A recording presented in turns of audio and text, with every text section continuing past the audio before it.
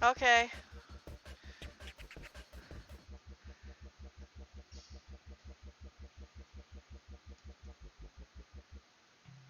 Hello, people.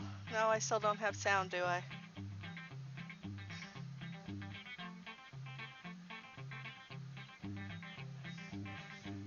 Okay, I have sound. So I'm not seeing any registering on mine, but my husband tells me that I do have sound and everything's live. Hi, Big Black Wolf, once again. Um, I'm Hedgepig, or Hedgie, and I am going to be talking about holidays, basically. After Halloween, that kicks off the holiday season, which will be here live every single day until after uh, New Year's Eve. So I'm going to be focusing more on festive type um, dishes and dishes that, for instance, make it easier for you to put on a holiday spread and um, things that you might want to do if you were having the family over, or taking a dish to a party or a potluck at work or something like that. I have today, I am going to be making a baked omelet, which is kind of close to somewhere between a frittata and a quiche, but it has no crust. And it's so much easier to make a baked omelet than it is to make individual omelets. Today's omelet is a uh, mushroom burger omelet, and I have the recipe um, posted up in my Discord under stream recipes. And we are going to start out with making the eggs here. And this is a 12 by 12 roughly, and it's probably closer to a 10 by 10 baking dish, Corning ware.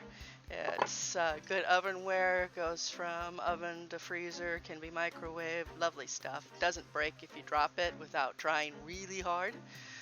Um, and so the first thing we do for this, because we are going to be baking something in it, we are going to use baking spray. And that will be just, you can use any kind you like, butter flavor, not butter flavor, olive oil, canola oil.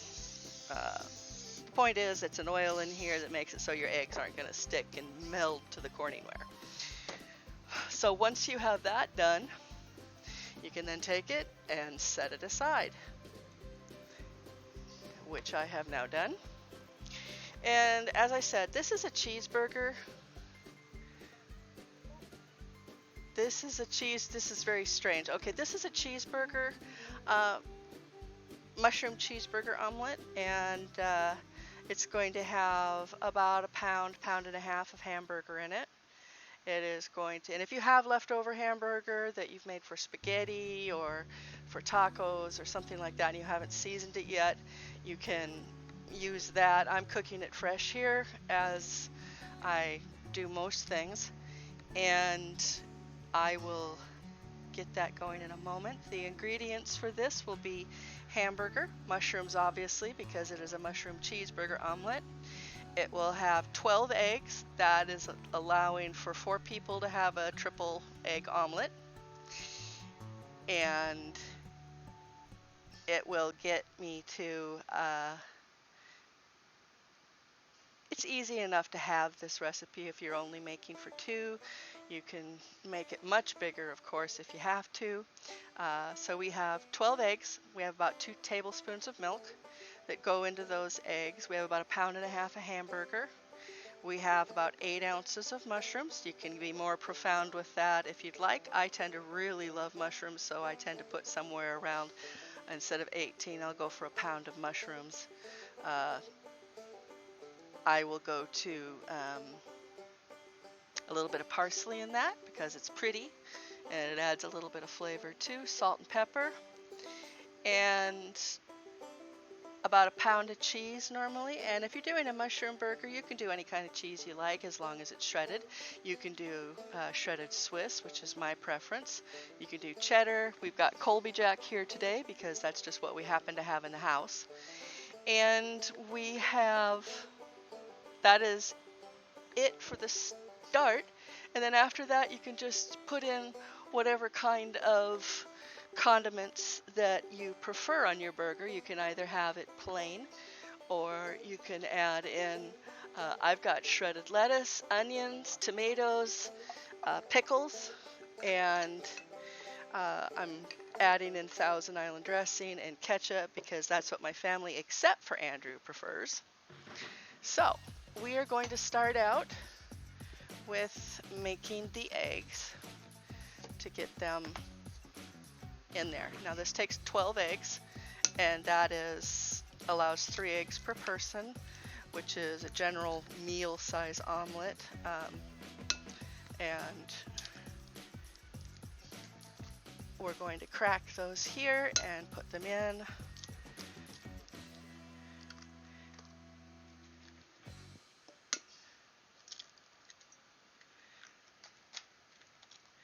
Bit messy, eggs always are. The holidays in my family have always been big, and the first holidays I can really remember that stick out in my memory were at my Aunt Mebs' house. That was my father's aunt, and she loved family get-togethers. She loved gatherings of any kind, really. She was the epitome of the perfect host. If you had a favorite dish, it was going to be there. Christmas, for instance, when you first walked in her house, you came into her living room, and her living room had out a display of nuts to eat. She had cheese logs and crackers. She had a Christmas tree that was absolutely gorgeous. I think she decorated it herself, but possibly not. She may have had it done professionally. It was the perfect Christmas tree, 7 or 8 feet tall. It was had all of the pretty glass ornaments on it.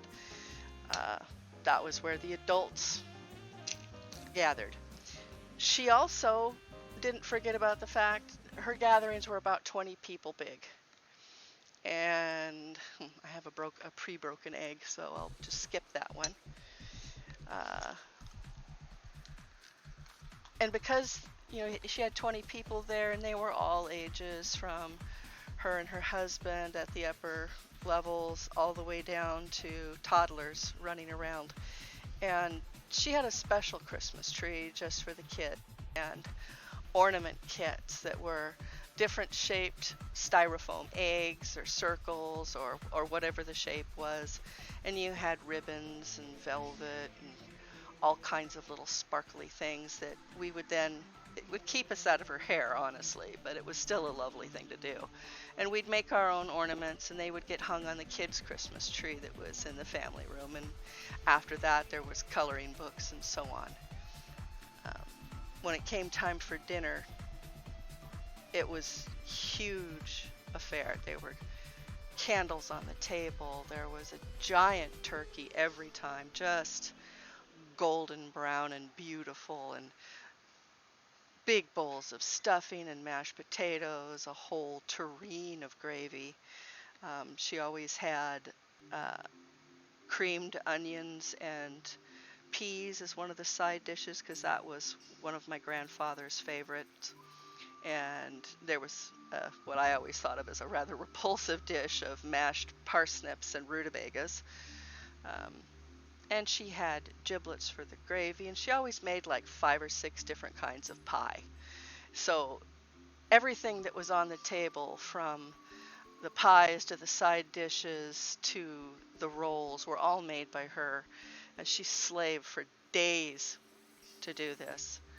But it was like something from a Norman Rockwell painting, and she always made it seem effortless.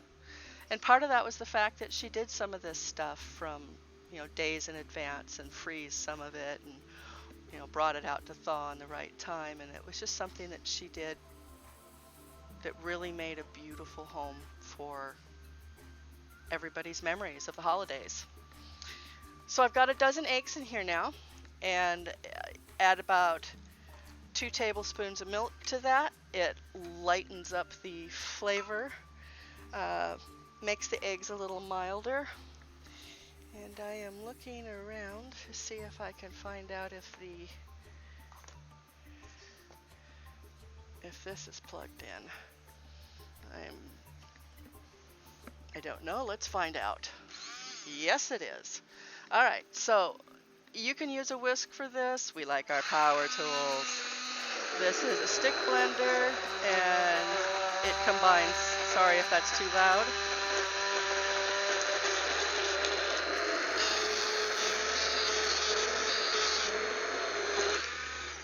Hello there, first-time viewer, Mike of Boulder.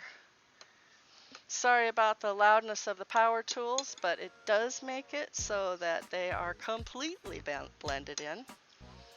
And now that we have the eggs blended, add a little, where did my parsley go? Actually, I don't see parsley. We'll skip it for now, we can add it later. And this is our pre-prepared Corningware container. You need to be preheating your oven to 350 degrees Fahrenheit. And there we go. We are going to take the parsley and add a little sprinkling of that over the top. That is about a teaspoon, and then we pour it in here. And this will wait for the rest of the ingredients that are coming. All right.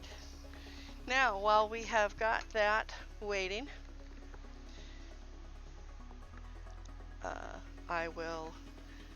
this can be made the day in advance. It can just sit here and you can put it on. It takes 30 to 40 minutes to cook. So once you've got it to this stage, it gets pretty easy. I have got that out of the way now. And I am going to find out if my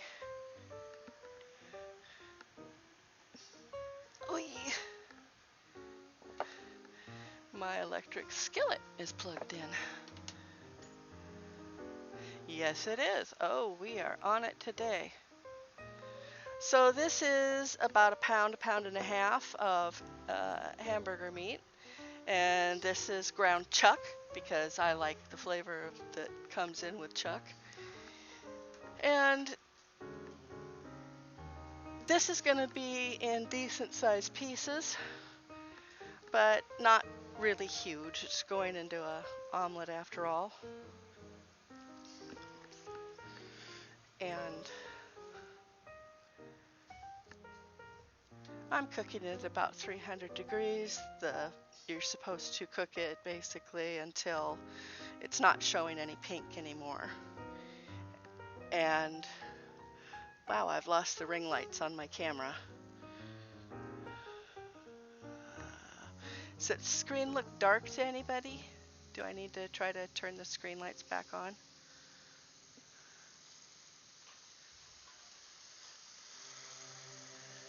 Yay for Random Bot.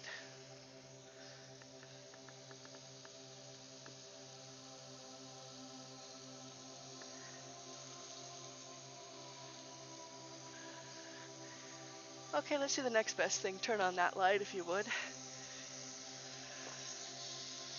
Well, it looks like my $10 camera was not, or $20 camera was not the best idea. We'll definitely have to be upgrading that.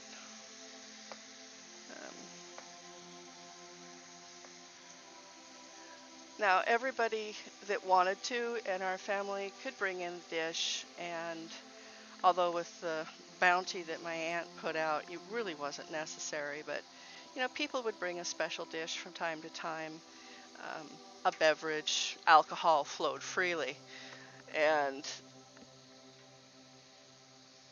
the kids had beverages too. We had punch that she would make up for us, and the adults would have things like uh, eggnog that she did make herself as well, and they would have mixed drinks and um, things like spiced apple cider, all things that just went to go well while you were smelling the food cooking in the living room, or pardon me, in the kitchen. And I still have memories of her kitchen. It's kind of my ideal. She had a huge uh, stovetop, had 6 burners. She had a pie oven, 2 ovens built into the wall of the house, which really at the time was not common. This was late 60s, early 70s.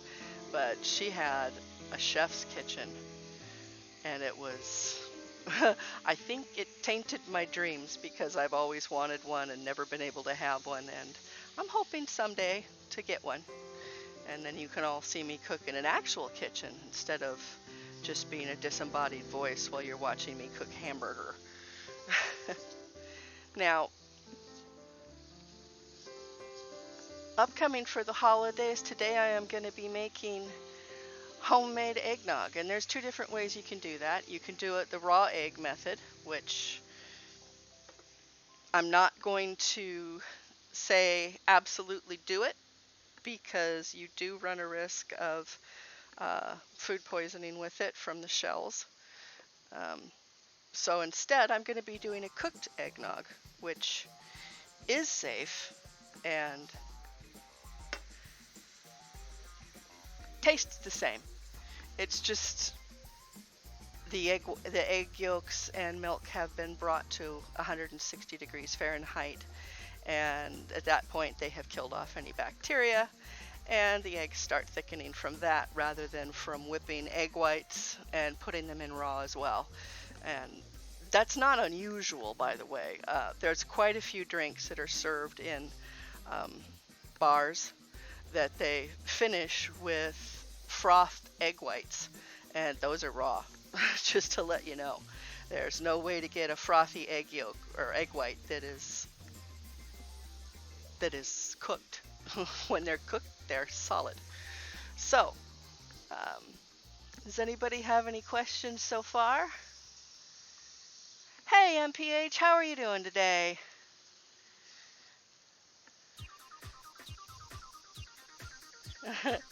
Yes, my husband is my IT tech. He is my sous chef here, and he is paid in food and love. Couldn't ask for a more supportive, wonderful husband than him.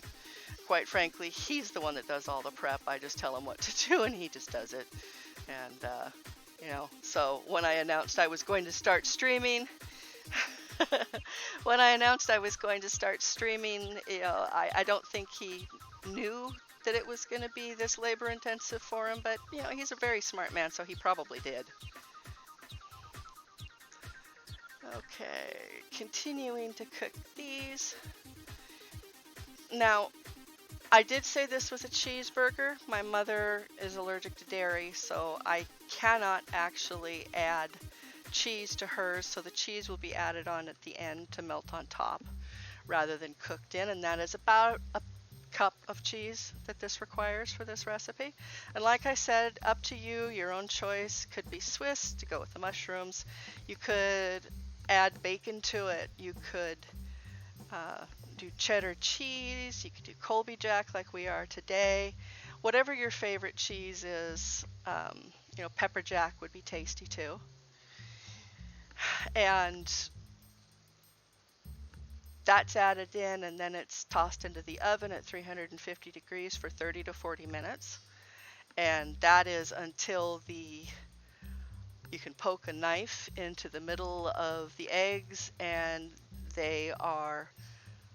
it comes out clean but moist, because what you want is for the eggs to have set, and they can't have any runniness inside them, or the eggs just aren't done, and that's just not pleasant.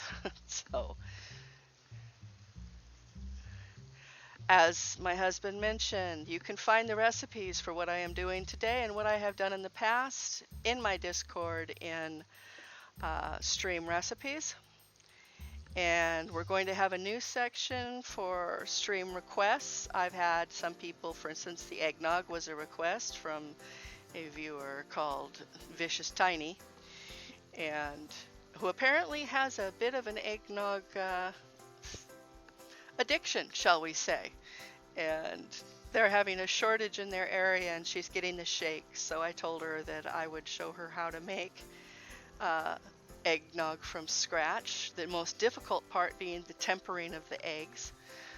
Not really difficult, but it seems intimidating. It scared me the first time I tried to do it. I was so afraid that I would end up scrambling the eggs, and once that happens, you have to start over.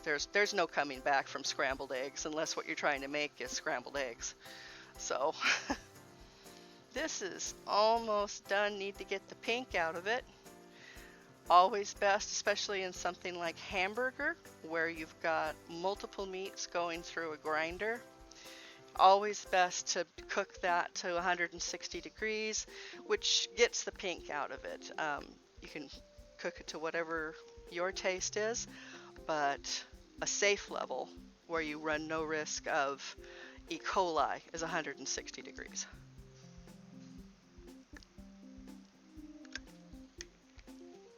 Okay,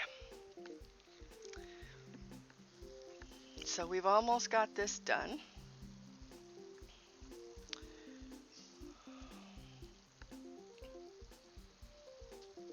This is a recipe I just sort of came up with.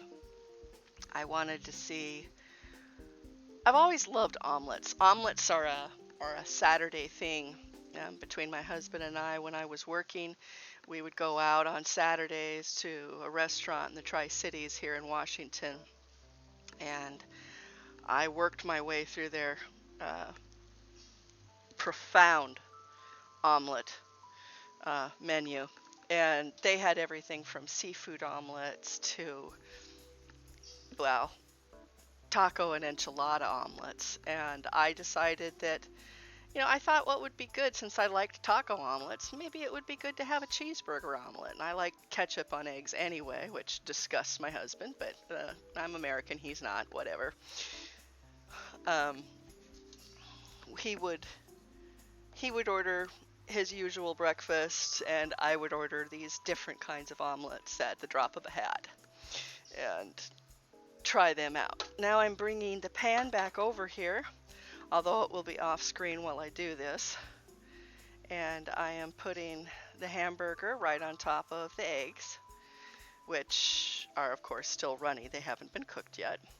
And this is the last step before it goes in the oven, which has been preheated once again to 350 degrees Fahrenheit.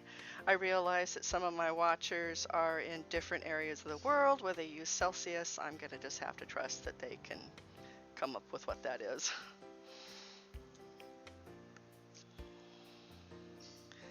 Now, my family likes a lot of meat. My husband and my father, my parents live with my husband and I. We caretake for them. They're in their 80s, and they're rather infirm. But they are nonetheless meat eaters. So almost everything I do is going to have a lot of protein in it. It's just kind of the way we are. And so when I came up with this, I came up with a lot of meat to go into this cheeseburger. And quite frankly, it's keto friendly. It doesn't have any bun in it or anything like that. There's not going to be any trace of that. However, I find you don't miss it. You're going to have everything that you would want in a cheeseburger in this. And all you're really missing is the bun. So all the flavors are there. You're going to have the crunch of the lettuce, the tomato. It's going to have pickles and onions on it. And it's going to have whatever type of condiment you like. If you want to lace that with Thousand Island dressing, or, so many restaurants, secret sauce. And you could put ketchup on it, mustard, what have you. that you want to put on your burger, and it will be there for you. And this is just a fabulous, relatively easy recipe to put together, especially if you have company coming over, if they're here for the holidays. This is something that you can throw together relatively easily, especially if you have leftovers. And it'll leave the rest of your day free for whatever it is, entertaining or cooking or shopping or games, whatever it is you're doing. It'll be ready for that. So I have got hamburger here, and I'm going to be giving this to my husband to take away.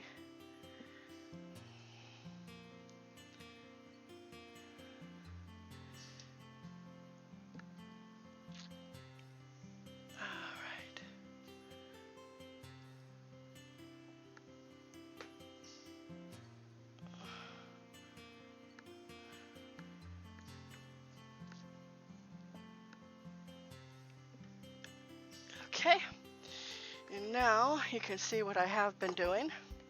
I have got there, yes, there are eggs underneath this. This is eggs, this is 1.5 pounds, 12 eggs, 1.5 pounds of hamburger, and although I would usually use fresh mushrooms, the fresh mushrooms aren't looking that good, so I am going to use canned. So a big bunch of canned mushrooms go in there on top. Once again, spread them out evenly because you want to have everybody have every little bit of it. And like I said, at this point you could also add in bacon if you liked it, or add bacon at the end if you want. If you don't like mushrooms, leave them out and just make this a cheeseburger omelet. That look nice? Okay, so this is ready to go for the oven, and we will start making the toppings. So, pickle! My husband hates pickles. I'll say that right off the bat. Trying to find a knife. I do not appear to have a cutting knife. That's odd.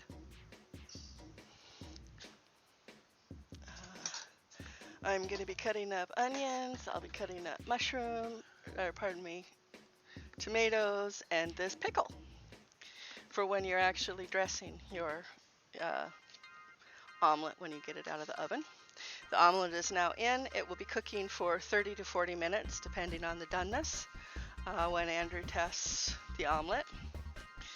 And I am going to start out by quartering the pickle so that you have a nice sized piece of pickle on your omelet, should you choose to put omelet with pickle. I imagine at some point I'll be doing a taco omelet as well. These are just cut into nice sized pieces, as you can see. This is a standard dill pickle, not kosher. It is a old-fashioned pickle, I suppose you would say.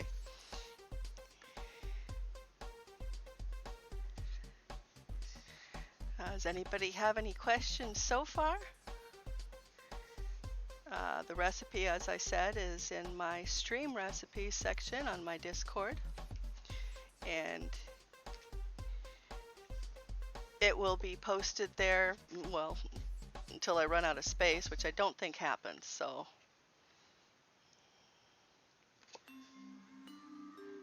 in upcoming episodes, I will be making my spiced pumpkin cider, which the Frumpy Grumpy has tried, and her 12-year-old son, who loves all things spiced pumpkin, said it was freaking awesome. So I will take that as a compliment where I can get it. So there we have the pickles. And now I've got a sweet onion, and it's a big one. They tend to be big. Sweet onions from this area are not a small kind of item. And it's a milder, uh, onion. They tend not to make my eyes water. They have a sweet flavor to them even when they're raw. And if you need to have some sort of caramelized onion, these are excellent because they already start out with a lot of sugars in them. And when you're browning them and cooking them down, they're almost caramely. They're incredible for that. The ones we're using here are Walla Walla sweets. Mayan sweets are good too. I know that the people in the South are ready to knock down, drag out for their onions, the Vidalias. The point is, it's a sweet onion, and I've had Vidalias. They're excellent too. All right. So for these, I am going to cut down half of a onion here, and I'm just going to leave them in larger semi-rings so that they're more noticeable. I don't really want to have them be like a dice where they'll just disappear. If you like your onions cooked, feel free to take a saucepan, a little bit of butter and olive oil, and cook these down a little bit to translucence. If you like raw onion on it, that's pretty much the way I do it. So our family goes for the raw onion. It also adds a nice crunch to your burger. Texture is just as important as flavor in some cases. That's why when I made the stuffing, we used the raw vegetables in it so that they would only cook al dente, because we like to have, instead of having nothing but a mouthful of soft, we wanted to have a little crunch with the bite. So here's my little rings, or semi-rings, and we'll put that on the plate here. And yes, that is a paper plate. They're perfectly fine for things like this. Maybe not classy, but they're efficient. So now we have got that.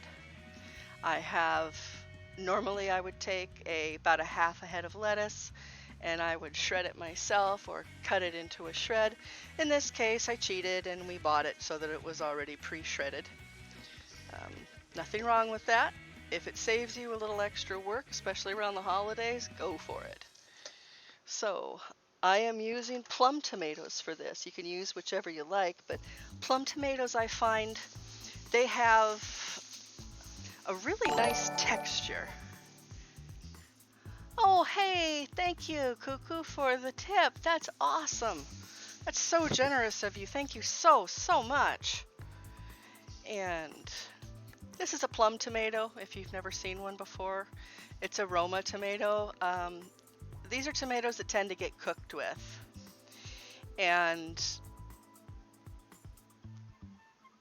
they have less of the seedy insides and more of the flesh. For most forms of cooking with these, you would blanch these first and then peel them and then remove what seedy insides they do have. And these are the ones that you find people making tomato sauces with, and you will at some stage see me making tomato sauce. I will be in the future showing people how to make lasagna and manicotti. So it all starts out with one basic sauce that I put together, and then it's just a matter of the pasta. So that's just a nice little dice here. These are really easy to find year-round, ripe in your grocery store. And that is, see, there's very little, when you look at this tomato, there's actually very little of the seedy, globby interior that most people take out. I tend to leave it in because, well, it's juicy and why not? I like tomatoes. But finding a Roma tomato or a plum tomato ripe in your grocery store, far easier than finding some of the others like the beefsteak tomato or the reds that they have that are just regular tomatoes. So we have got this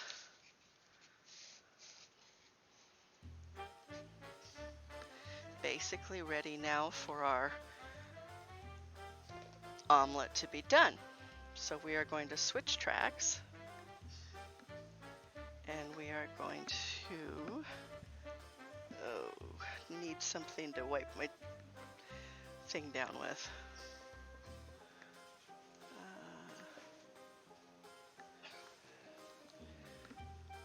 Hold on a moment while I snag something for that.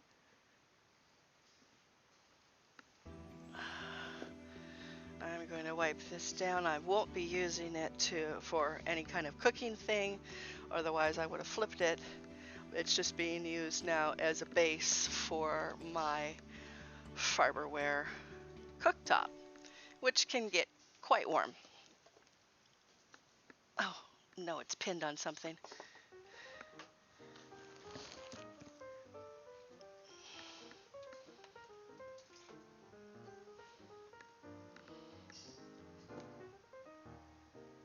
Okay, so here's my fiberware cooktop.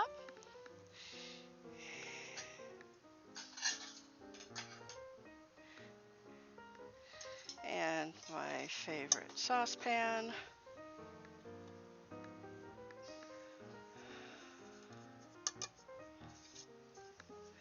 Which, let me switch to the recipe. I am now starting to make eggnog. Maybe not everybody's favorite, but we had a request for it, so I'm going to show it. The first thing we need is 2 cups of milk, which I have here. I'm adding in 2 cups of milk. Adding in 1 cup of heavy whipping cream, or in this case, half and half. That works too. You could use whole milk. The milk that this calls for is actually whole milk, but if you don't want to do that, I'm making it with 2%.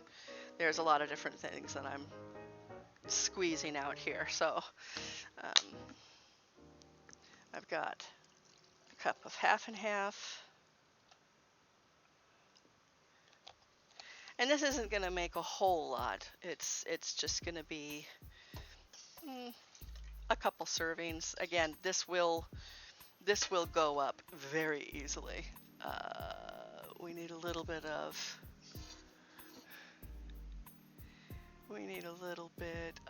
sugar. That will go in with the eggs, pinch of salt. Okay, we're going back to here. And I will turn the heat on that. What you need to do is bring this to a simmer. Just barely to a simmer. You can break and curdle your milk if you're not too careful. So now we go back to the eggs. And I am going to start breaking more eggs. You've seen me do it. It's really not that impressive. This is half a dozen eggs, 6 eggs. And although the recipe calls for half a cup of sugar, because I'm diabetic and I don't really enjoy things that are overly sweet, at least to my taste, I'm only going to be putting about 1/4 of a cup of sugar in this. Again, that's not really going to affect anything as far as the eggnog is concerned, just that it will be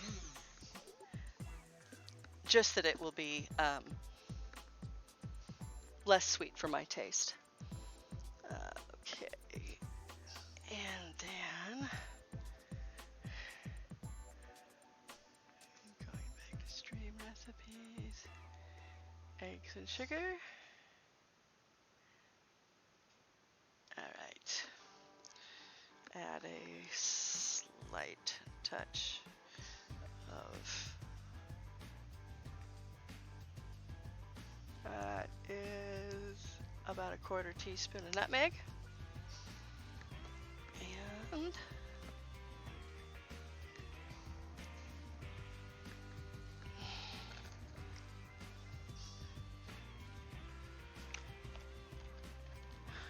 Honey, did you take the whisk away? Or did I do something silly with it?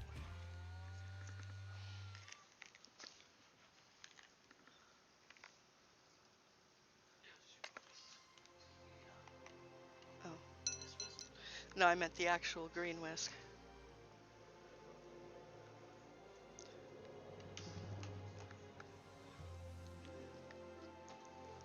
I saw it before stream. Okay, so while that's going on that, I'm going to show you this. This is the eggs and sugar.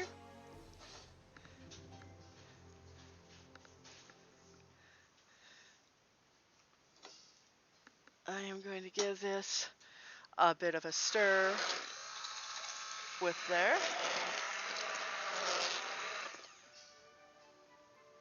And then it's going to go into the eggs here.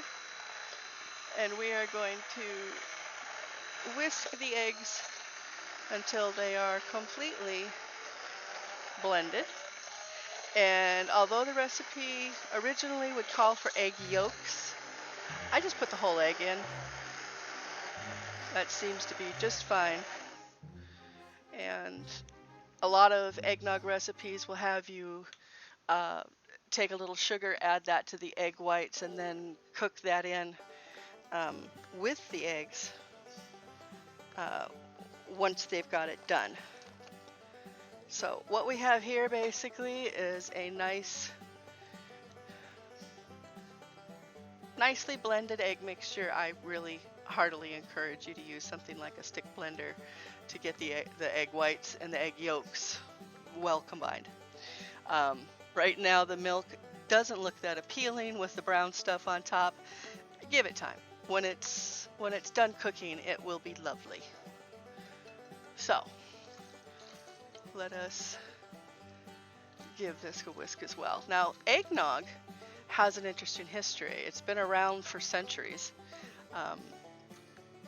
Some people believe that it goes back to the monks, and it was just a beer drink basically that was served hot with eggs in it. And that gradually changed and became an egg and milk drink that had alcohol in it. But you'll be interested to note that we have actually had eggnog in a recognizable form in the United States since the mid-1700s.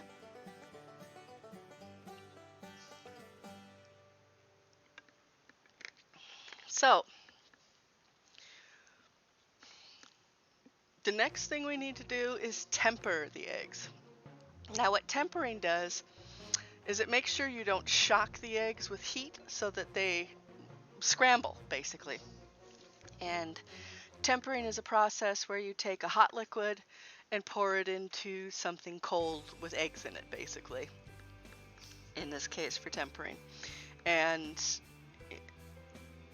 when you're making a sauce such as the egg sauce that goes on top of some pastas, you take hot pasta water and trickle it into the eggs and beat them like mad so that they're being cooled. The hot liquid is being cooled while the egg mixture is being heated, and it kind of meets happily in the middle after a certain amount goes through. And if you happen to put in the hot liquid too fast, at that point you're looking at scrambled eggs and you need to start over, unfortunately. There is no coming back from that. I will apologize for the slow heating on my hob.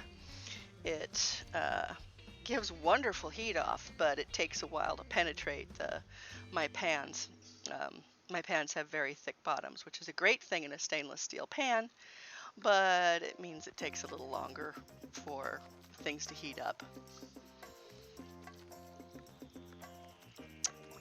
Feature we're going to have in my Discord coming up.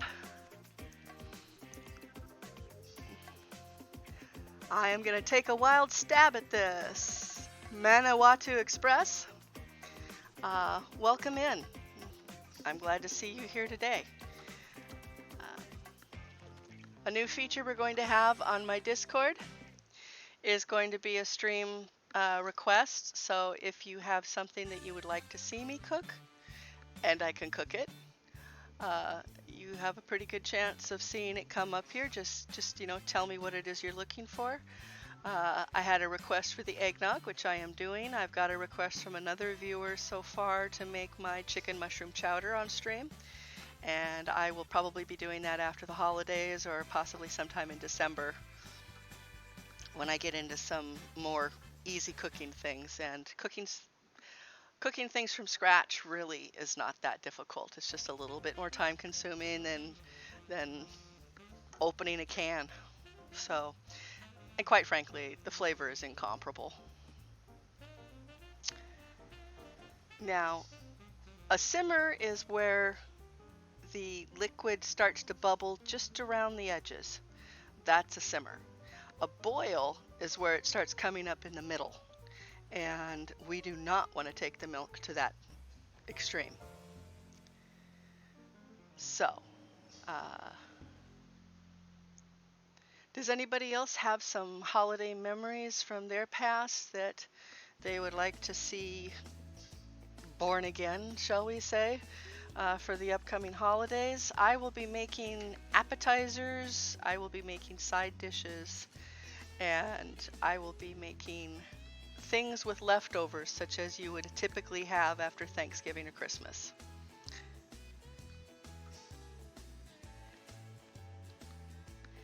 And although they're not popular now, things like, yes, I will also be making a mess. I definitely will. You can already smell the nutmeg cooking in the milk.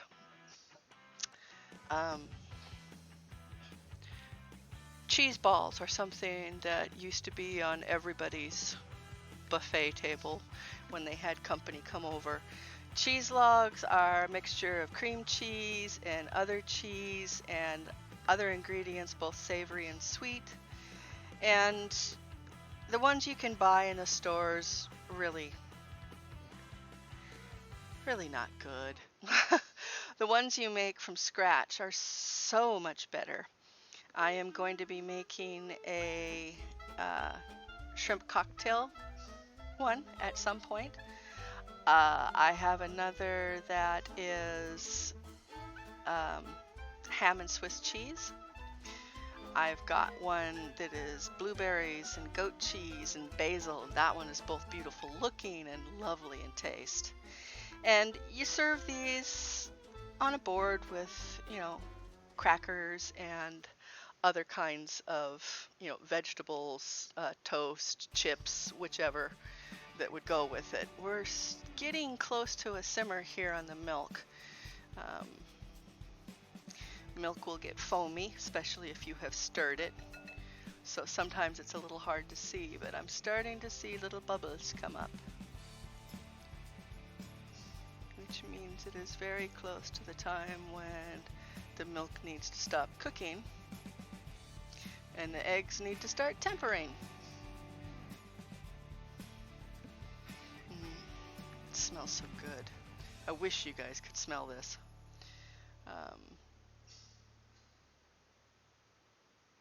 All right, I have definitely reached a simmer here. So now what you need to do is begin tempering, which will be interesting because this is pretty much the only area I have. So you start by whisking your eggs. And I'm hoping I'm going to be able to do this. Pour in a little bit and whisk like mad. Whisk like mad. The idea is to bring up the temperature of the eggs smoothly so that they cook as a whole in a sauce rather than cooked by themselves. Then you add a little bit more. Again, whisking wildly the entire time. And this will thicken while it's doing it because, of course, the egg yolks are cooking. And we add in a bit more. Again, whisking madly the whole time.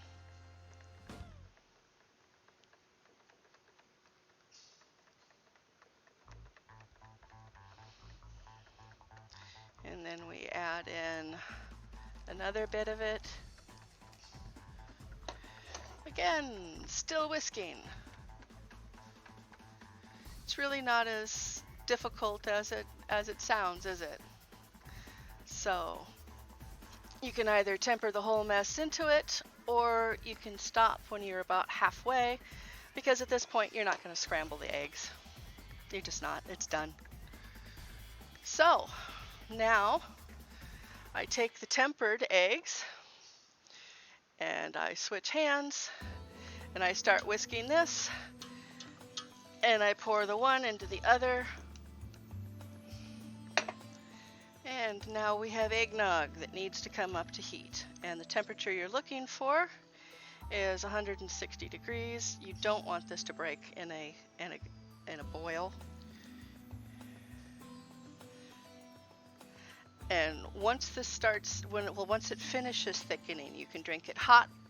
You can drink it with as a coffee creamer, or as part of a eggnog latte, or you can put it into a pitcher and put it in your refrigerator to cool.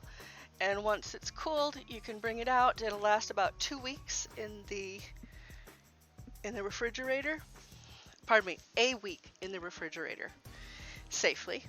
And you can serve this at all of your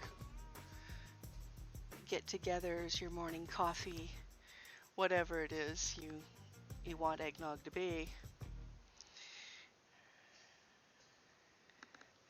Now this is still going to come up a bit in temperature because it does need to reach that safe 160 degrees.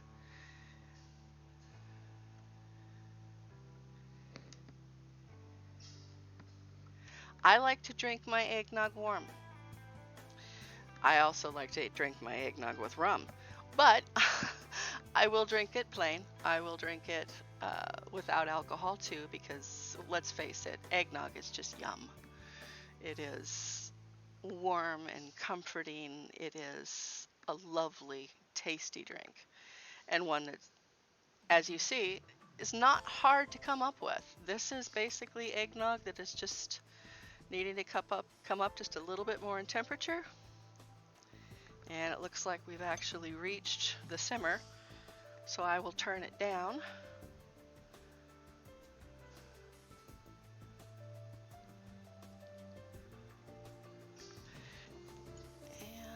And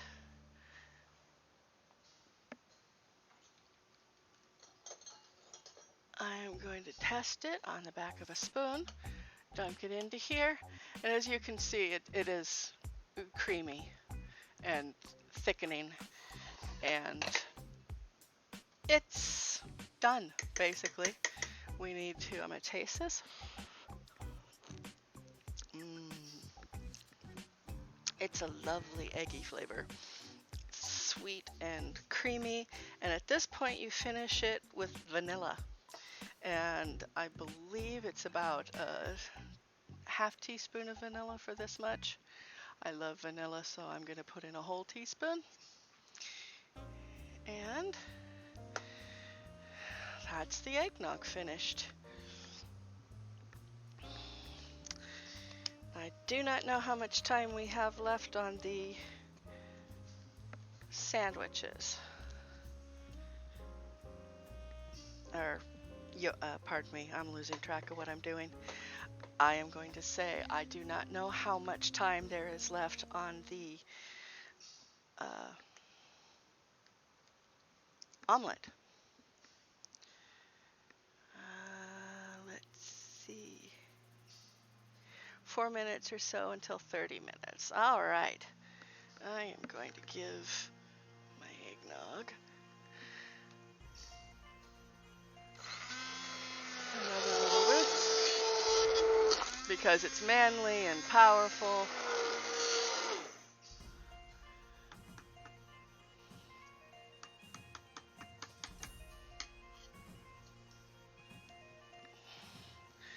And I've got the temperature off on my hob now.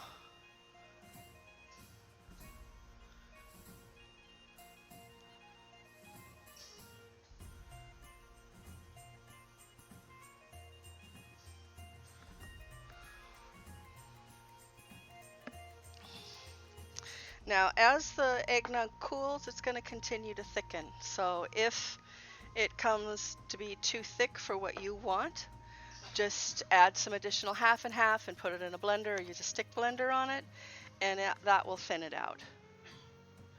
So that is something else to look for. If it isn't as smooth as you want it to be, again, hit it with a stick blender. It's not going to be the perfect pasteurized version that you get out of the store, but it's going to taste a lot better. Thank you for the host, Connor, the only deaf guy. I appreciate that.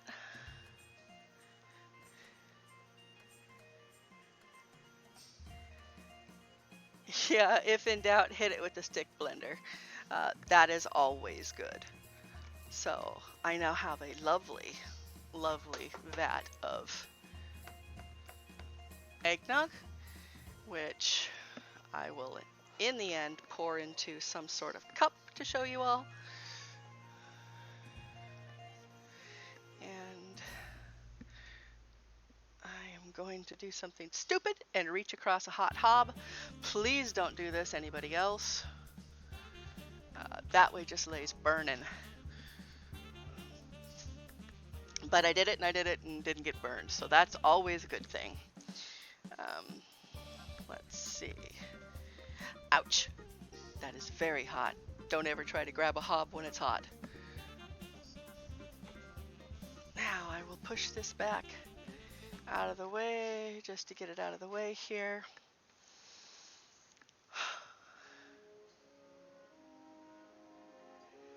Oh, thank you for coming in. Hi, Ilmin. How are you doing today? Oh, there we go. My husband brought me a fun glass. I am going to take and carefully pour some in. There we go. Doesn't that look nice? Nice and foamy. It has little speckles in it from the nutmeg. And you can finish it off with, there you go, just a light dusting. I'm putting cinnamon on it this time.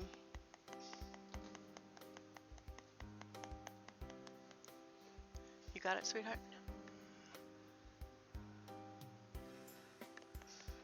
You don't want to just bury it in it. You could add extra nutmeg to it. You could put a cinnamon stick in it if you're serving it warm. Again, you can serve it with your choice of adult beverage. Generally, it's served with rum or brandy, whiskey, or bourbon.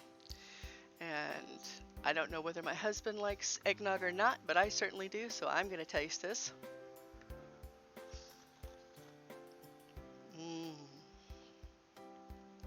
Lovely and creamy, just slightly sweet because I like it with less sugar. So I added 1/4 of a cup of sugar. Most people would probably think of adding 1/2 cup to the 6 eggs that I put in this. And this will just help make one of your offerings for your holidays if you like eggnog. I don't think. Let's see if that tested. Yeah, I think it's done. Okay. I have got the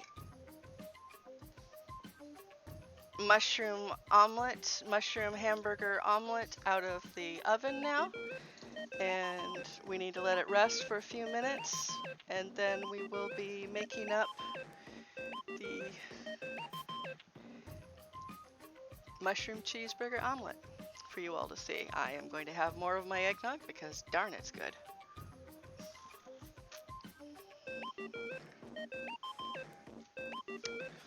All right.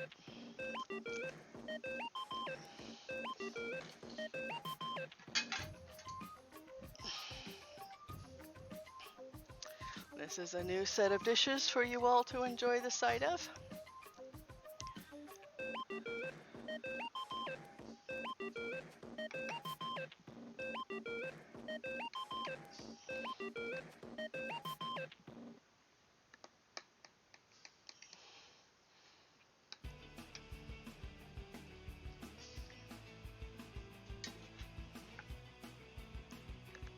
Thank you.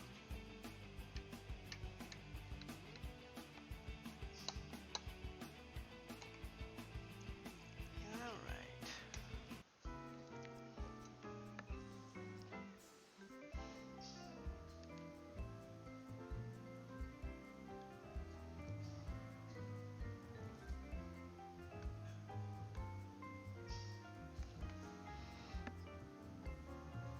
Going to try to get this a picture perfect piece out for you all to see.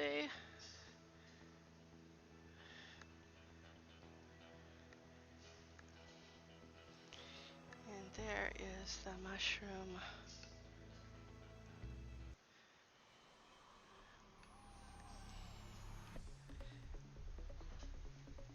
cheeseburger part of it. And now I'm going to add on some cheese, and this is Colby Jack cheese to melt on the top.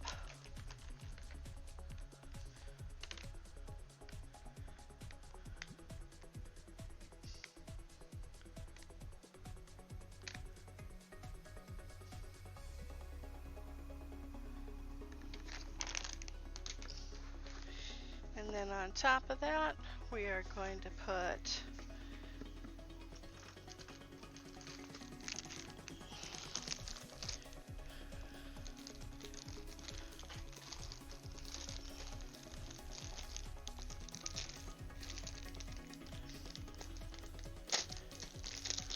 shredded lettuce, because you can't have a burger without lettuce. So we're going to put a little bit of lettuce on the top. And yeah, it's going to get buried. It's going to be more of a sumptuous eating thing than a pretty plate. But trust me, it's going to be tasty. So now I take a little bit of onion, and we put some onion on there. Let's get a few bigger ring pieces. I am making an effort to plate this pretty for you all. I don't think it's going to work, but I'll still try.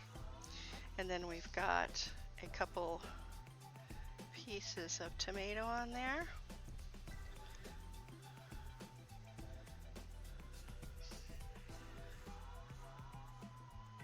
By the time this is done, you are not going to miss the bun. I promise you that.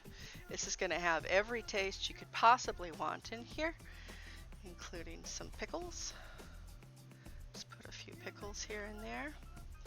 You can put sweet pickles, dill pickles, leave the pickles out. This is actually going to go to my father, who likes them made this way. And as you can see, I've got a landslide. Pickles everywhere. So now what you do with this is you put your condiments on it as you might like it. And my father likes Thousand Island dressing and ketchup on his hamburgers. So I can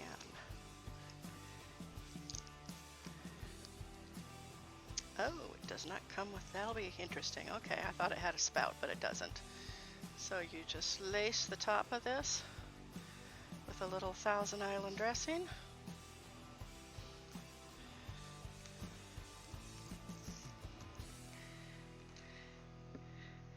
And see whether or not hubby has taken the top off. He has not. Opening a new ketchup for you guys. Just so I guess it's streamed pretty, and also because my parents like ketchup like you would not believe.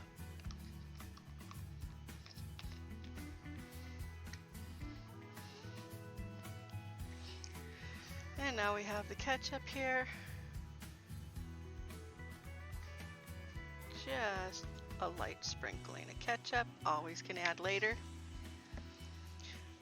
And this is your mushroom cheeseburger omelet that's baked. I am going to plate up another one for my husband, who does not like it this way. and he can tell you what all it tastes like. So let's move that one out of the way. We'll start with a second. He does like, however, mushrooms. Is that too hot? No, I can turn it. All right. He does like the mushroom. He does like the hamburger. And this is not his first rodeo with this particular omelet. And there's another big piece.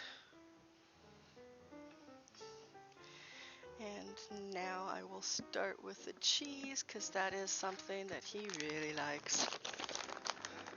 So we'll add the cheese onto it.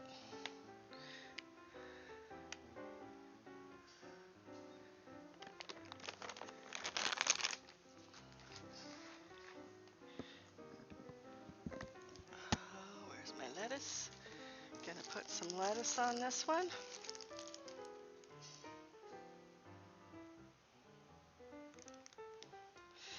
And like I said, by the time you get done with this, putting it together, it's already the size and profile of a nice sized burger. So I am going to put on some onion for my husband, more thickly than for my father, who is a little sketchy on his onion likings. Being 80 some years old, he's got some memory issues, and he bounces almost daily between whether he likes onions or doesn't. So there, I've got some onion on there, and I'm going to add some tomato.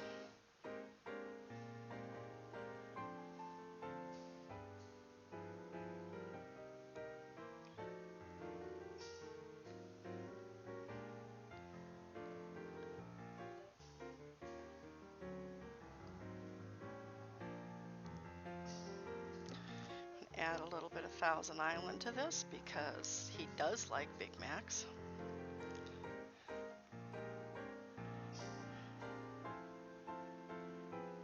Just a little dab will do ya.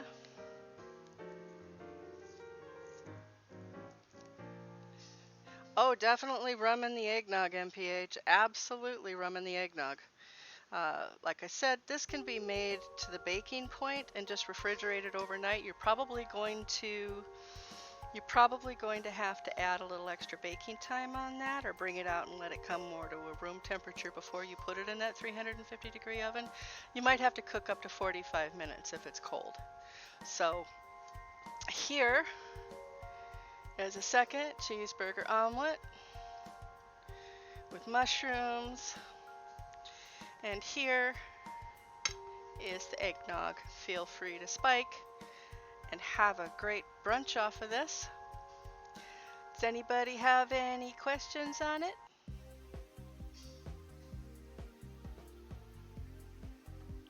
I think I need to call my husband out here and make him taste it.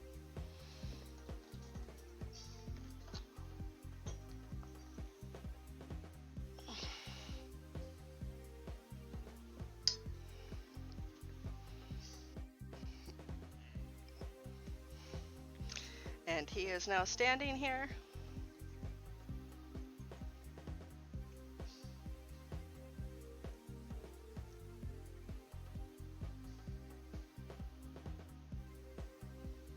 What's the verdict? It's got cheese, it's got egg, you've got the hamburger with a crunch from the lettuce and He says that it's good. You have the softness of the egg and the melted cheese. You have the mushroom in there, and then you have the chunks of hamburger and the crunch from the lettuce and tomatoes and onions. And I think we've lost him to the omelet for now. Anyway, we are going to go for a raid after this. If you'll all come along, that would be nice. We're going to raid a little startup company in West Virginia called, these guys are called the Hamburger, or the Cheeseburger Guys? Hamburger Guys? I don't know why I'm missing that suddenly from my brain. The Burger Guys, that's who it is. It's two cousins that have started up a burger and french fry place in their hometown, and they're making burgers right. They're making smash burgers with quarter-pound patties, as many as you want them. Their menu is expanding right now. They have 3 burgers. Their classic, which is just a cheeseburger with the regular fixings on it. Then they have their bacon cheeseburger, which is their most popular. And then they have one that has uh, everything on it, including a fried hot dog and chili, which they make there themselves. And these are just 2 nice guys. Anyway, I want to thank you all for coming. I hope you try my recipes and love them. And no, I'm not sure what we're cooking yet on Tuesday. I will post that later in the Discord. And once again, thank you all for coming. Thank you for the tips. Thank you for your presence here. And I hope these food items get incorporated into your families and they make good memories for you. Thank you for coming, guys. Bye-bye.